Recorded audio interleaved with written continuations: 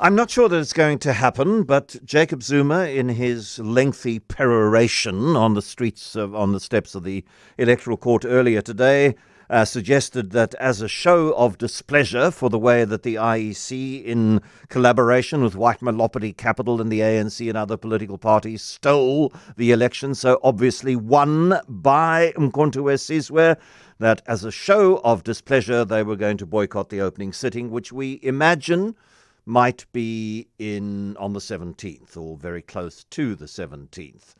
Professor Pierre de Vos, constitutional law academic, joins us now. Pierre, if the threat or the commitment, or call it what you want, the vague promise, is carried through and there is a one-time boycott or an enduring boycott, how much does it affect the coming into being of the 7th administration?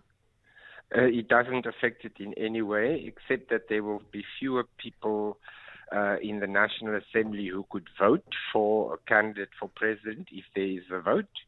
It would be much more difficult. Well, it will be impossible for anybody aligned with MK sign. Difficult for them to get their candidate in. So this is so because the National Assembly has 400 members.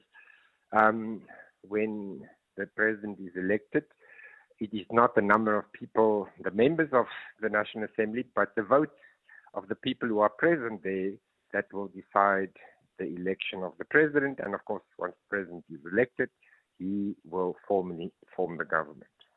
So there are no quorum requirements that would impact the first sitting of Parliament, at least.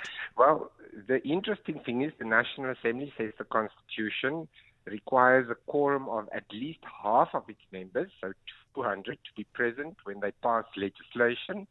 For other decisions, it requires a third of its members, 134 to be present for there to be a quorum. So no matter what happens, even if only the ANC MPs go, they're going to have a quorum to elect the president.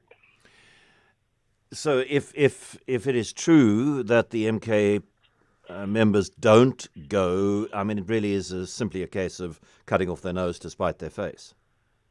Yes, so I think they were referring to a completely irrelevant provision of the Constitution that says the size of the National Assembly must be between 350 and 400, but the legislation has established through a formula that the size is 400. So it is irrelevant if only 342 people arrive, the size remains 400, and as I explained, the quorum remains the quorum, so it's not going to have any effect. If they stay away for 15 sessions or more, those MPs from MK who have been elected are going to lose their seats, though, because you can't just stay away for more than 15 sessions without a valid excuse.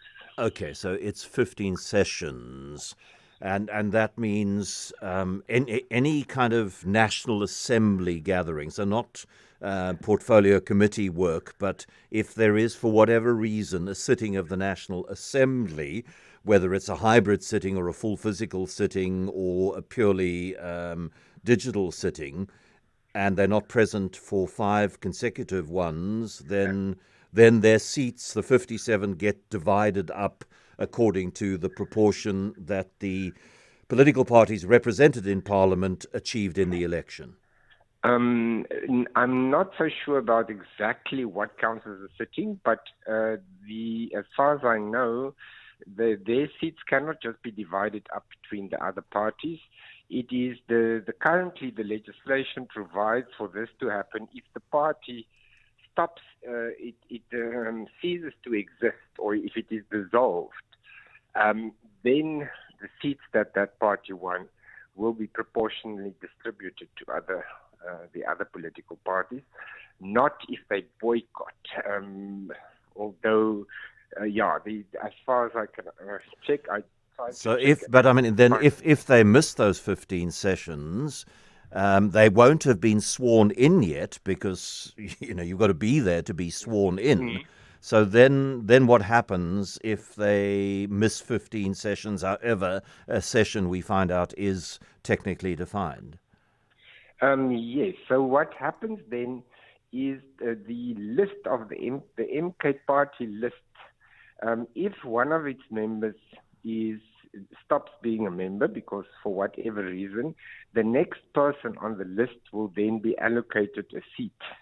Until the list is depleted, the list there are complicated rules about shuffling the list and replenishing the list. But yeah, it gets really complicated. Yeah, man, I can't imagine that anybody is going to defy Jacob Zuma, because Jacob Zuma is Umkhonto we Sizwe party. So, number 24 on the list goes, you know what, I really need a salary. I'm unemployed, and I'll get a salary of R1 million plus if I arrive at the National Assembly sitting on the 17th of June, if that's when the first one is held. I want to be sworn in and start earning a salary. I can't imagine that there are too many people that are going to defy Jacob Zuma's edict, if indeed he does deliver an edict. But then it becomes a political question. Oh, it's so complicated, Pierre, but thank you for walking us through the Byzantine paths that you did walk us through.